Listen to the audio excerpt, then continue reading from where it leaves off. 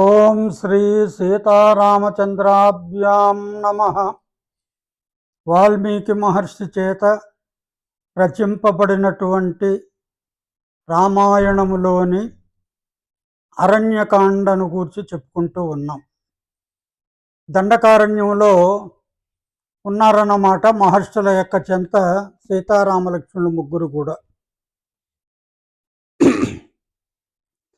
అగ్రతః ప్రయయౌ రామః సీతామధ్యేషు మధ్యమా పృష్ఠతస్తు ధనుష్పాణిః లక్ష్మణోను జగామః. ఆ వన ప్రయాణం ఏ విధంగా సాగుతుందో చెప్తున్నాడు. అగ్రతః ప్రయయౌ రామః, ముందు భాగాన శ్రీరామచంద్రుడు నడుస్తూ ఉన్నాడు.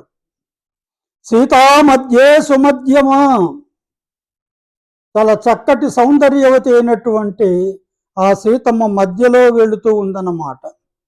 పృష్ఠతస్తు ధనుష్పాణి లక్ష్మణోను జగామః. పృష్ఠత అంటే వెనుక భాగాన, ధనుష్పాణి చేతిలో ధనుష్యును ధరించి మరి లక్ష్మణుడు మరి వాళ్ళిద్దరిని వెంబడిస్తూ ఉన్నాడన్నమాట. తౌ పశ్యమానౌ వివిధాన్ శైల ప్రస్థాన్ వనాని చ నదీశ్చ వివిధారమ్య జగ్మతు సీతయా సహా. ఆ రామలక్ష్మణులు ఇద్దరు కూడా సీతమ్మతో కలిసి మరి ఆ అడవిలో ఉన్నటువంటి ఆ పర్వత సానువులను, వనాలను, మరి నదులను సందర్శిస్తూ పోతూ ఉన్నారన్నమాట. సారసాంశ చక్రవాకాంశ నది పులినచారిణ సరాంశి చ సపద్మాని యుక్తాని జలజైకగై. మరి అక్కడ ఉన్నటువంటి పక్షులు, ఆ బెగ్గుడు పక్షులు, చక్రవాక పక్షులు, పద్మాలతో కూడుకున్నటువంటి కలువలతో కూడుకున్నటువంటి ఆ జలపక్షులతో కూడుకున్నటువంటి కనువిందు గావించుతున్నటువంటి అనేక సరస్సులను వాళ్ళు చూశారు అంటున్నాడు. యోతబంధాశ్చ పృష్ఠతాన్ మదోన్మత్తాన్ విషాణినః మహిషాంశ వరాహాంశ నాగాంశ ద్రుమ వైరిణః. ఇక్కడ ఏమిటంటే గుంపులు గుంపులుగా చుక్కల లేళ్ళు, మరి పదునైనటువంటి వాడి అయినటువంటి కొమ్ములు కలిగిన మత్తీలిన అడవి దుప్పలు, ఆ అడవిలో ఉండేటటువంటి అడవి పందులు, మరి చెట్టును కూలదోయుచున్నటువంటి మదించినటువంటి ఏనుగులు కూడా మరి వాళ్ళకు కనిపించాయి. అడవి కదా, ఇవన్నీ ఉంటాయి అక్కడ. తేగత్వా దూరమధ్వానం లంబమానే దివాకరే దదృశు సహితారమ్యం తటాకం యోజనాయకం. చాలా దూరం ఆ విధంగా మునులతో కలిసిపోయారు. మరి సూర్యుడు అస్తమించేటటువంటి సమయం అన్నమాట. అప్పుడు వారు ఒక సరస్సును, ఒక తటాకాన్ని చూశారు. అది యోజనము మేరకు విస్తరించి ఉందన్నమాట. పద్మపుష్కర సంపాదం గజయుతైరలంకృతం సారసై హంసకాదంబై సంకులం జలచారిభి అంటున్నాడు. ఆ సరస్సు ఎర్ర తామరలున్నాయి, నల్లగలువులున్నాయి, ఏనుగుల గుంపులున్నాయి, నీటిలో సంచరించేటటువంటి బెగ్గురు పక్షులున్నాయి, రాజహంసలున్నాయి, కలహంసలున్నాయి. ఇవన్నీ కూడా వాళ్ళకందరికీ, ఆ రామలక్ష్మణులకు, సీతమ్మకు చూడముచ్చటిగా ఉన్నాయట ఆ ప్రదేశం అంతా కూడా. ప్రసన్న సలిలే రమ్యే తస్మిన్ సరసి సుశ్రువే గీతవాదిత్ర నిర్ఘోషో నతు కశ్చన దృశ్యతే. నిర్మలమైనటువంటి జలాలతో కూడుకున్నటువంటి ఆ అందమైనటువంటి సరస్సు నుండి మరి ఒక మధుర గానాలు వినపడ్డాయట. వేణు, వీణ, మృదంగ తాళ ధ్వనులతో కూడుకున్నటువంటివి అన్నమాట అవన్నీ కూడా. కానీ నతు కశ్చన దృశ్యతే, అక్కడ ఎవరు వాళ్ళకు కనిపించలేదు. తత కౌతూహలాద్రామో లక్ష్మణశ్చ మహాబల మునిం ధర్మభృతం నామ ప్రస్తుతం సముపచక్రమే. వాళ్ళలో ధర్మభృతుడు అనే పేరు కలిగినటువంటి మునిని అడిగారు వాళ్ళు కుతూహలంతో. ఏమని? మహాత్మా, ఇక్కడ ఎవరూ లేరు, సంగీతం వినపడుతూ ఉంది, ఏమిటి కారణము అని అడిగారు. ఇదం అత్యద్భుతం శ్రుత్వా సర్వేషాం నో మహామునే కౌతూహలం మహాజ్ఞాతం కిమిదం సాధు కచ్యతాం. మరి అద్భుతమైనటువంటి రసరమ్యమైనటువంటి ఈ వేణునాదాలు విని మాకు ఆశ్చర్యంగా ఉన్నది. మరి ఇందులో ఈ విధంగా జరగడానికి కారణం ఏమిటి అని అడిగారన్నమాట. వక్తవ్యం ఇది చేద్విప్రా నాతి గుహ్యమి ప్రభు అన్నారు. అది రహస్యం కాకపోతే చెప్పాలి అని కూడా అన్నారు.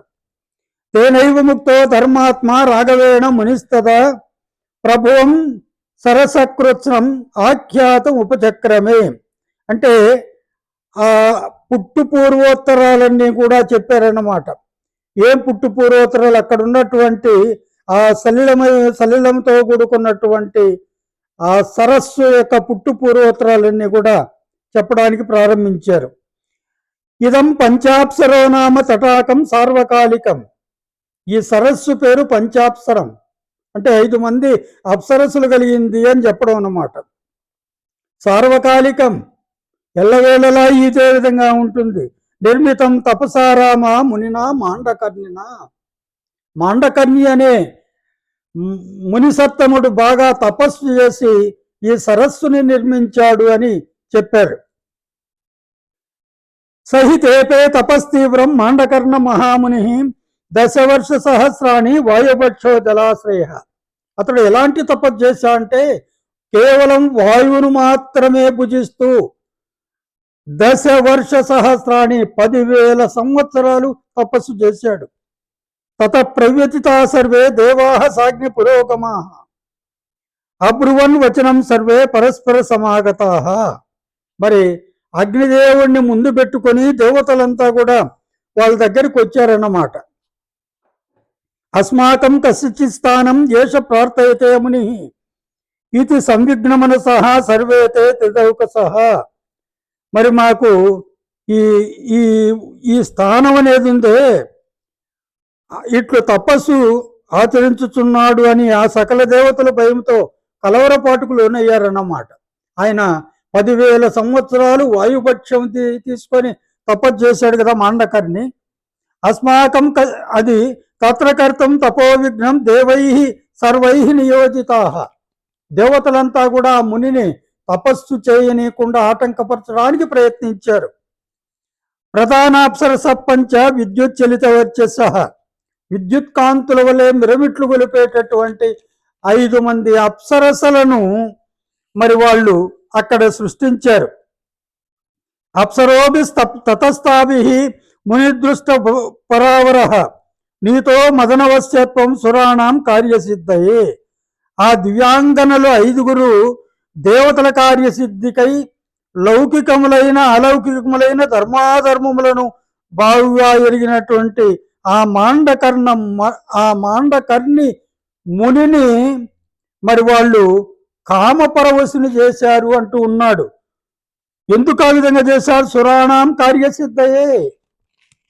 ఈ మునులు తపస్సు చేస్తే మరి ఆ దేవతలంతా కూడా అడ్డుకుంటున్నారన్నమాట. వాళ్ళ కార్యసిద్ధి కోసమే ఆ దేవతలు 5 మంది అప్సరస్సును సృష్టించి ఆ సరస్సులో మరి పెట్టారు అతని యొక్క తపస్సును చెడగొట్టడానికి. ఆశ్చైవాప్సర పంచముని పత్నిత్వమాగతాః. మరి కామపరవశుడైనాడు కదా, తరువాత 5 మందిని అప్సరస్సుల్ని ఆయన పెళ్లి చేసుకున్నాడు. తటాకే నిర్మితం తాసాం అస్మిన్ అంతర్హితం గృహం. ఈ తటాకంలో మరి ఆ 5 మంది అప్సరస్సులకు ఈ మాండకర్ణి మహర్షి ఒక గృహాన్ని నిర్మించాడు. తథైవ అప్సరస పంచ నివసంచే యథాసుఖం రమయంతి తపోయోగాత్ మునిం యౌవనమాస్థితం. ఆ ముని తన యొక్క తపశ్శక్తితో యవ్వనుడయ్యాడు. అతనితో సుఖంగా వాళ్ళ అప్సరస్సులు జీవితాన్ని గడుపుతూ ఉన్నారన్నమాట. తాసాం సక్రీడమానానాం ఏషవాదిత్ర నిస్వనః శ్రూయతే భూషణోన్మిశ్రో గీత శబ్దో మనోహర. ఆటపాటలతో క్రీడించేటటువంటి ఆ అప్సరస్సుల ఆభరణ ధ్వనులు, వీణాది వాద్యధ్వనులు, మధురములైనటువంటి సంగీతనాదాలే మనకిప్పుడు వినపడుతూ ఉన్నాయి అని కూడా చెప్పారు. ఆశ్చర్యమితి తస్యైతత్ వచనం భావితాత్మనః. తపస్సంపన్నుడైనటువంటి అతని యొక్క మాటలు ఆశ్చర్యం కలిపాయి. రాఘవ ప్రతిజగ్రాహ సహభ్రాత మహాయశాహ. మరి బాగా ప్రతిజగ్రాహ అంటే ఆలకించాడు ఆ మాటలన్నీ కూడా ఎంతో. ఏవం కథయమానస్య దదర్శాశ్రమ మండలం కుశచీర పరిక్షిప్తం బ్రాహ్మ్యాలక్ష్మ్యా సమావృతం. మరి ఈ విధంగా ఆ మహర్షి చెప్పిన తరువాత శ్రీరాముడు ఆ ఆశ్రమ ప్రదేశాలంతా కూడా ఆశ్రమ మండలం ఆశ్రమ ప్రదేశాలని దదర్శ చూశాడన్నమాట. ఆ ఆశ్రమ మండలాలంతా కూడా ఎట్లున్నాయి? కుశ చీర పరిక్షిప్తం. కుశలు అంటే దర్భలు, అదేవిధంగా చీరలు, నార చీరలు, పొలకలాలు వాళ్ళు ధరించేవి. వీటి అన్నిటితో ఆశ్రమం నిండి ఉన్నదట. మరి అక్కడ బ్రహ్మ తేజస్సు కూడా బ్రాహ్మ్యాలక్ష్మ్యా సమావృతం, బ్రహ్మ తేజస్సు కూడా ఉట్టి పడుతూ ఉందట. తదా తస్మిన్ సకాకుస్థ శ్రీమత్యాశ్రమ మండలే ఉషిత్వాతు సుఖం తత్ర పూజ్యమానో మహర్షిభి. ఆ రామచంద్రుడు అక్కడ తాను నివసించిన ఆ రాముడు ప్రశాంతమైనటువంటి ఆ చక్కని ఆశ్రమంలో నిత్యం మునీశ్వరుల యొక్క సేవలను స్వీకరిస్తూ సుఖంగా నివసిస్తున్నాడన్నమాట. జగామచాశ్రమాంతేషాం పర్యాయేణ తపస్వినాం ఏషాం ఉషితవాన్ పూర్వం సకాసే స మహాస్రవిత్. అంటే ఆశ్రమాలను పర్యాయేణ అంటే ఏంటి? ఒకసారి వెళ్ళి వచ్చినటువంటి ఆశ్రమాలను మరలా తిరిగిపోయి చూడడం అన్నమాట. ఈ విధంగా రామచంద్రుడు చేశాడు అక్కడ.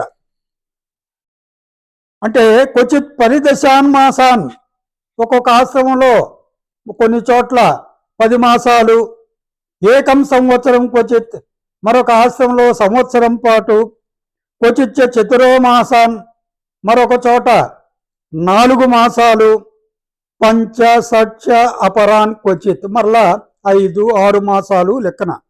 అపరత్రాధికం మాసాత్ అప్యర్థం అధికం క్వచిత్ అన్నమాట. అంటే అర్ధమాసం కంటే ఎక్కువగాను 3 మాసాలు, అదేవిధంగా 3 మాసాన్ అష్టమాసాంశ్చ రాఘవో న్యవసత్సుఖం, 3 మాసాలు, దాని తర్వాత 8 మాసాలు శ్రీరామచంద్రుడు ఆ ఆశ్రమ మండలాల్లో ఆనందంగా హాయిగా నివసించాడు. తథా సంవత్సరస్తస్య మునీనాశ్రమే వై రమతశ్చానుకూల్యేన యయు సంవత్సరాదశ. ఆ విధంగా వాళ్ళు ఆనందంగా ముని ఆశ్రమాల్లో గడుపుతూ ఉంటే 10 సంవత్సరాల కాలం గడిచిపోయిందట. పరివృత్యచి ధర్మజ్ఞో రాఘవ సహ సీతయ సుతీక్షణస్యాశ్రమం శ్రీమాన్ పునరేవాదిగామ. 10 సంవత్సరాల తరువాత మళ్ళా సుతీక్షణ మహర్షి యొక్క ఆశ్రమానికి ఆ సీతారామలక్ష్మణుడు ముగ్గురు వచ్చారు. దాని తర్వాత ఏం జరిగిందో రేపు చూస్తాం. హరి ఓం తత్సత్.